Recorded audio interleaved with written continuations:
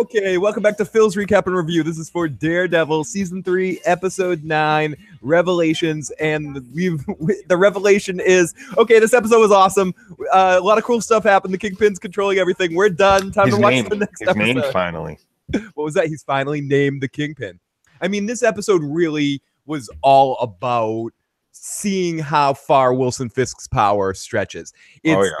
It's that you think it goes this far, but really you think Wilson Fisk's dick is this big, but really it's this big, and then it isn't even that big, it's that big.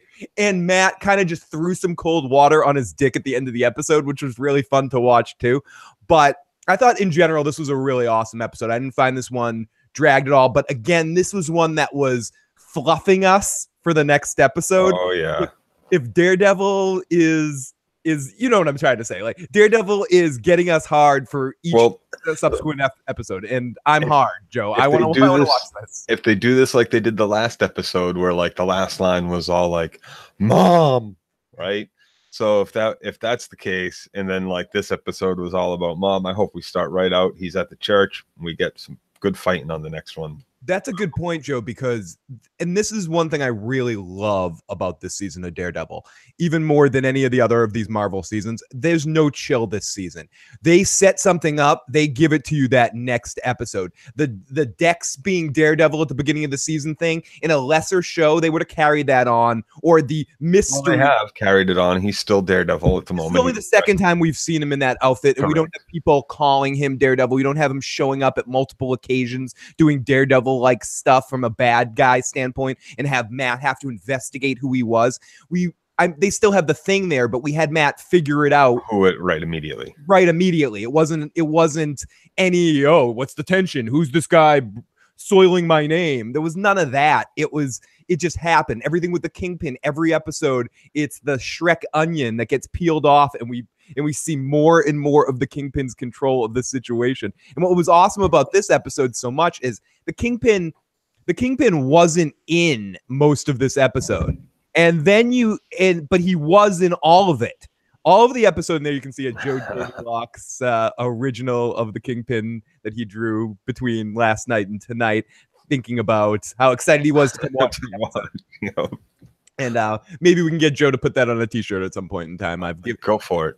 I've given Joe, I'll talk to you about that after the air, but I've given you access to design t-shirts too. So maybe, but I will maybe put that on a Joe Dirty Locks t-shirt and make that available by the last episode. And I just have to figure out how to do a PNG thing where it's not just a white, but I guess I can just make it a white background. It doesn't fucking matter. We got Forrest in the live chat. We got KC in the live chat. Thank you so much. Yeah, our third shift live motherfucking chatters, as Joe said. It's great to have the live motherfucking chat with us. I do want to go through this episode beat by beat a little bit like we've been doing with thankyoucomingsoon.net for supplying the recap, so I don't have to write them out for this particular show, because it's more important to go point for point. The character of Ray, Joe, he's gone a couple circles around for me. I definitely appreciate the character as time goes on this season more and more. I see why he was important. Hashtag not my bullseye.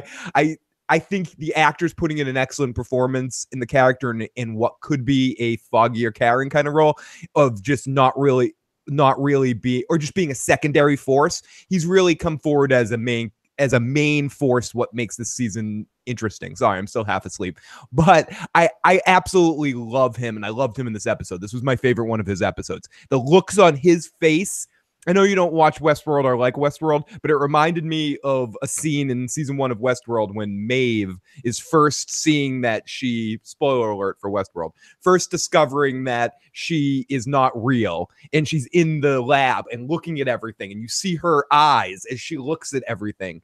And then Joe's like, don't compare that shitty show with Daredevil. Don't make me angry this morning. But I just mean, again, with this visual acting without having to tell us what's happening, him seeing everything that the Kingpin has been done and seeing it from his perspective in his eyes, I thought was done really effectively. And I like that. I like that character a lot. How much he's like, so with this, not only was he named, and with what Rafe gets to see through the whole episode, and like you said, we see just how far the Kingpin has his reach, all the agents that he has, that he's worked over, that he's got that something dude's on. daughter. Well, supposedly, maybe it was an accident, and then he just shows up, has a lawyer show up and go, tell her it was me. That's an excellent point, because he is that opportunistic. He is the kind of guy that's going to do something like that. That's going to say, "Oh, your grandmother died," especially if she's already on the radar or some shit like that. You know what I mean? Like, so. I just love his phrasing too. There was one point in this episode, I have it written in the notes, so I'll go through it, where he just does this like alliteration. Interesting, integral, interesting. You guys want some protection from me? His voice is so fucking good. I can't help it. And if people that have been watching this all the time or tune into these, some of it's a broken record because, and this is why we want to group these things in the future. Vincent D'Onofrio is so good. Oh, and I don't want to tongue lick Vincent D'Onofrio right now, but I do want to entertain the thought as we're getting to the point where we have episodes 10, 11, 12, and 13 left with what Daredevil was saying in this episode.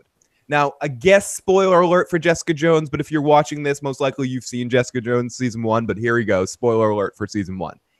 They kill the main bad guy. Daredevil's talking about a lot in this episode, Joe, about when I get my hands on Fisk, I'm going to fucking kill him. Fisk is one of the most interesting television characters I've seen maybe forever. I was going to say in a long time. I'm going to be hyperbolic right now and say Wilson Fisk in 3 seasons of Daredevil, even though he's not a big part of season 2, is one of my favorite villains on a television show, maybe even of all time. He gets on that all-time list for me. People can say you're being hyperbolic.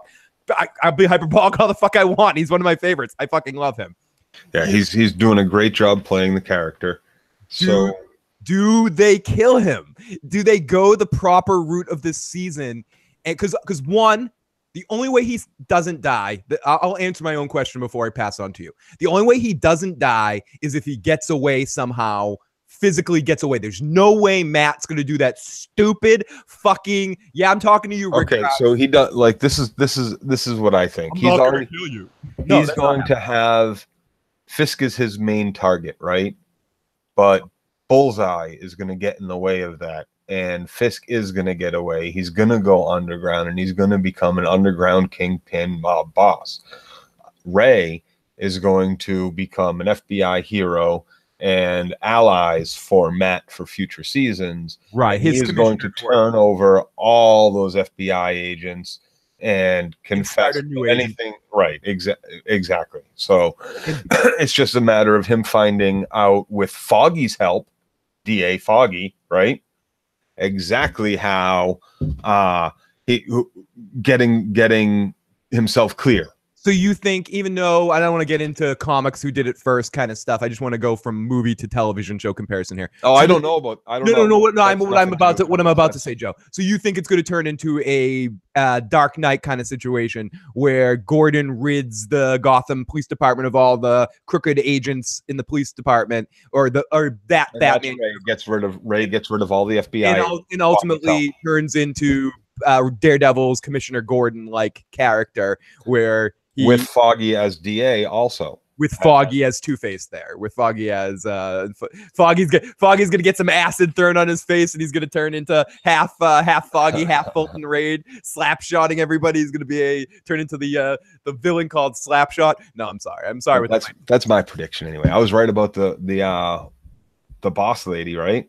No, and I generally like that prediction, Joe. I think you're onto something. We got the wonderful Alicia Kingston in the live motherfucking chat. Alicia, you missed, I'm sure you know, but Timo is back in action all around. Timo was in the live chat 2 days ago. We finally had our good friend, our mutual good friend Timo in here, and lots of love to her when she happens to check this out at some point in time. And Alicia and I have been keeping you alive in the live chats and discussions this whole time. Anyways, so let's continue here and go through a beat for beat with the situation. So you think Kingpin survives, Bullseye dies? No, I didn't say Bullseye dies. Bullseye becomes Matt's primary target. Nope, Fisk is going to remain the primary target. Bullseye is going to get in the way, allowing Fisk to escape both FBI custody and, Matt's sights for the moment, or for the end of the season, and become that underground big boss, crime boss, but not being, he's going to be underground. So he's not going to be able to like be out in limos and go into charity events, so to speak. But like, he'll be out there. He'll be making his money. He'll be doing his shit. He already has that. And I'd go as far to say he already has the whole underground network set up and ready to go. Now, I feel like I've been sleeping a little bit on the actor's performance that's playing Dex. And I think as we're getting into this episode, and Joe's shaking his head like, he's all right. I think this was his best episode too. I agree. I think when he gets into this whole cable guy thing, I think I can see why they cast him. When he's hugging Matthew Broderick's family while going, I'm gonna fuck her. That kind of stuff. I think he pulls off really well. This sort of smug Two-Face thing that he's second Two-Face reference of the no pun intended there on that one. But I like that aspect of him. When leading up to this point, he was a little, I'm not going to say underwhelming. I liked him in the suit and I liked him in the action scenes a lot. I just mean his motivation of this character. Seeing in this episode, digging into Ray. Oh, Ray, you're bleeding there, buddy. You're eating the breakfast. That scene alone, and then seeing him as Fisk's lapdog, I think he's pulling that off exceptionally well, and he's earning his paycheck on Daredevil this season, and coming to play with everybody else. And I've said it before too. I have a feeling we're going to see her a lot more in this next episode, considering the next episode is called Karen. But in this episode, I generally liked Karen and Foggy. I liked the Karen in the nun scene. I like how the reaction to the nun telling her that Matt's mom telling her that information was something along the lines of, I don't know what you want me to say. I'm scared for my own shit. That was a very natural, real reaction to that of, I don't know. And then the flying nun's reaction back to, sorry, I've always had a flying nun crush. The flying nun's reaction back to her. I mean, how can you not? Sally? Yeah, life is like a box of chocolates, Joe. You never can tell. And she's always been a hottie. She still is. She's she Sally has Field. Always been. Sally Field is one of my longtime crushes. So I've always had a little bit of a television nun thing. So to see Matt's father, and she looked great. They cast a very beautiful young actress to play Matt's to play the young, and it's actually a good 1-for-1. She looks like a young version of that actress, and I thought that whole storyline was really done with care as well. Matt hearing flashback voice of his father. I know that's not your favorite thing in the world, Joe, but I thought that worked really well in the context of the scene and the transition over to Kingpin when he hears him. Yes. I think we talked about this a couple of episodes ago, and I actually got you to agree in the function of that it serves well as Matt's inner monologue this season. It has been. They've kept it minimal. They haven't made it like he's going crazy or anything like that.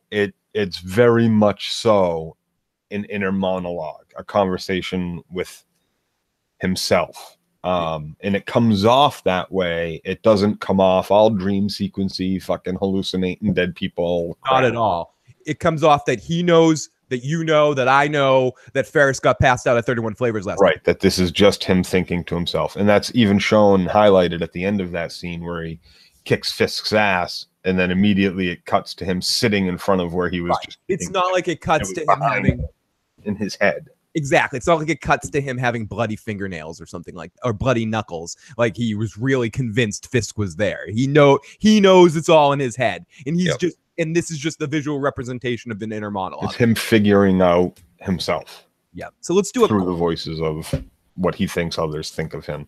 Let's do a quick yada yada because I think Joe and I are both ready to get into this other next episode. Yes. So Daredevil season 9 starts off with picks up with Matt questioning the father. Oh yeah, we didn't talk about that. He really gets into the father's face. I'm glad he didn't do anything ridiculous like beat the shit out of him or anything, but he confronts him.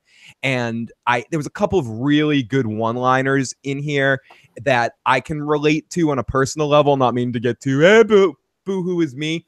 But sometimes when you don't know your parents and they cease to be human and they become this force that you're like, this person abandoned me.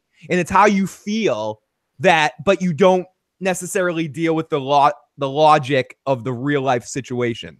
And it doesn't make the hurt any less. but it's still the reality of you're not taking into account what the fuck that person was dealing with in their life. Right. And I like how that's dealt with. It's not just she's evil, Matt. It's the priest offers some good points back to him of like, you don't get it. I dug that flashback scene with the mom that gave us the story real quick. Dude, it was quick. It was to the point. Other shows that do these kind of flashbacks. Drag that fuck on the whole episode. Dude, it would have been the whole fucking episode. And it didn't need to be. They do that sometimes in these shows. They'll do a whole episode, but it doesn't always have to be. It doesn't have to be. That one scene sufficed, like the boxing scene, the postpartum scene, and then that was good. We didn't need like, oh, her going through all the convent shit, then her dealing with pregnancy, then her dealing with postpartum, then her dealing with going back to the church and fighting with Jack or trying to actively harm the baby instead of just, harming it by negligence and stuff. So I really liked how quick it was. It was concise. It told the story. It let us know. It confirmed it with Karen, exactly what she was thinking and what we saw. So it was just done well. And it bookended it amazing with that scene with Karen, that if you didn't know what they were talking about, it didn't seem on the point of they didn't know shit about postpartum at that point. I thought I was abandoning God. I was an idiot. And she's even said, I didn't even take my vows yet. And I thought that there was no way I could make this up for God. And they complete that story all in one episode, all in a contained moment. They're going to stretch it out more with Matt and her later, but I like how that was done. I like how the priest makes sure he says that she is a flawed person. And then we get Ray ready to come clean about Fisk. He sets it up as this whole big thing, and his boss ends up, we kind of already talked about this, his boss shoots the person that he's confessing to. Called it. And knew it immediately. As soon as he walked in the house and we heard the kid's voice, I was like, oh, that's a setup voice. That kid ain't actually there. I was like, oh, look at all this plastic. Someone's dying. Oh, contractor. Yeah, Joe is absolutely right on that one. As soon as you walked in, I was like, oh, fucker's dying. I was wrong about which fucker. I thought both of them were going to be in on it. Just kill Ray, but it worked better. I liked it. They set it up as blackmail, and I love how Ray uses that later when she's like, you better do this thing, like a boss. And he goes, what are you going to do, blackmail me again? Right. That was one of the moments where I started to really like Ray. I mean, I've liked him generally all along. I've just been sort of indifferent about him. Instead of liking him, I should say. I've been indifferent about Ray. But I think in this episode, I started, in the last couple of episodes, since him and Matt have sort of combined, I like it. I like how he knows Daredevil. He, unlike Matt's mother, understands that Daredevil has super hearing and can kind of be a lie detector because he's listened to him, and knows that just a little wrinkle in his voice could give him the information he wants. Even though Matt knows that, even though we get another Ferris Bueller situation or poker situation where Kingpin knows that Matt knows it's a false, but he knows that he'll go there anyway. But he doesn't. He's smart. He actually thinks for once and uses his brain of what the smart thing to do there, which is to go get some intel at the hotel. Yeah, he knows everybody's out. And I love him bumping into that girl who's like, are you here to kill me? And he's like, Fisk, fake. She's got an ankle monitor on too. Yep, she's got Fisk's ankle monitor. So is she a prisoner somewhere that's been removed from the prison and brought there? I'm guessing it was Fisk's ankle monitor that, since he's not there, she just has to wear on her to so the FBI can make sure she doesn't run anywhere because they have tracker on her. Yep. So because Fisk has complete control. And yes, Alicia, last week's episode of American Horror Story, horrible use of flashback. I do not doubt that. I didn't see that episode, but American Horror Story is one of they have whole seasons that are flashbacks. But I think that show, I just wanted to go on a rant for American Horror Story. I think that show, some of those seasons of that show are really good, and I've entered. And some of them are miss. And some of them are major misses. I haven't watched this season yet, so I don't know what to expect from it. But season 1 I thought was horrible. I don't know how it got picked up for a second season, but season 3 with Kathy Bates in New Orleans, I thought was amazing. Yeah, it's gonna have different seasons. Are gonna have different levels of mileage for different people. Like some people are going to like X season more than I think. For some reason, I heard this season tries to wrap it all together. Anyways, let's continue this episode. The FBI rounds up all the mob bosses so Kingpin can have a meeting where initially he's going to take 20%, but then he turns it up to 25 when after murdering when then a cliche that I don't mind, a cliche, the mob boss meeting where the dangerous guy has to kill one guy. You see it in you saw it in the first Batman, Batman 89. You saw it in the Dark Knight. You see it all the time. You see it in everything, yeah. And everything. You see it in Dick Tracy. You see whatever you see. You see the guy come in. I'm going to take control. One guy goes, I'm not going to do it. He gets killed. Well, I'll let you go then. And Coven was my favorite season 2, says Mike. Agreed. No Whites mate. Coven was the most freaky, if I remember correctly. Anything with Kathy Bates in it, when she's sort of a main character. She's been in a few other ones after the fact, but less of a character. Kathy Bates is one of the best people to have in a horror thriller anything. She's a great actress. One of the best actresses ever to work. I'm older and I get more insurance. I love her just in little things too, little bit parts where she pops up for comedic roles too, because she's also extremely hilarious. Yeah, what was that movie she was in recently with that woman from Bridesmaids, Molly, and I'm not sure if I saw that. I was thinking more The Waterboy. Foosball, the devil. You're gonna hate that crazy foosball, Bobby Boucher. She's got one of the greatest wide range of talents. I think Tom Hanks is another example of someone that can play really funny and play very serious and has that wide range of talent. And I think Kathy Bates is one of those sneaky, underrated people that can be one of the funniest people in the world if you give her the dialogue to deliver. And she also can be one of the most freaky and do exceptional acting jobs as well. Foosball is the devil's game, say Bobby Boucher, say Michael Bouchel. Anyways, this story brings the story back to Coven with the exception of last week's. Every episode has been solid. Hey, folks, Jordy. And I feel bad because people start to show up just as we're going to leave, but we will be back in about an hour. We're just going to wrap this episode up. Yeah, let's do it. And so Foggy's speech is really, really good. And he might run for office. Yes, and them too. We saw the shit coming. Karen is hiding in the church. And the final scene of the episode, Matt hides out in his father's, or this is the Matt situation. Matt hides out in his father's gym, waiting for Ray to call, waiting for Joe to come. And Matt says that he's not going to throw a fight like his father did. He's going to kill Fisk, which I kind of hope he at least tries. He's not going to.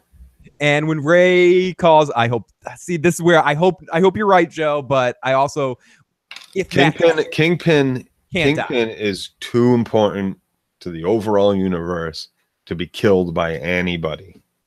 Yeah, right. I tend to agree with this point. He's just become Kingpin. He cannot. He is being set up for his own fucking series here, dude. Can you see that? Dude, I could totally see that. Kingpin fucking series. Oh yeah, the first villain. Only series. If they can bring in Spider-Man too, though. I almost want. Oh yeah, they could do that. They could do that. They could bring in Spider-Man. I want to see them pluck him from this and bring him to the Tom Holland Spider-Man universe and have him be in a movie. Yeah, that would be nice. That would be nice. I'm not gonna say no, but I would like to see a Kingpin series starring Vincent D'Onofrio, spin-off from this, right? And then from there, we get to watch it all from his point of view, and someone's fucking with his shit, and it's the Spidey.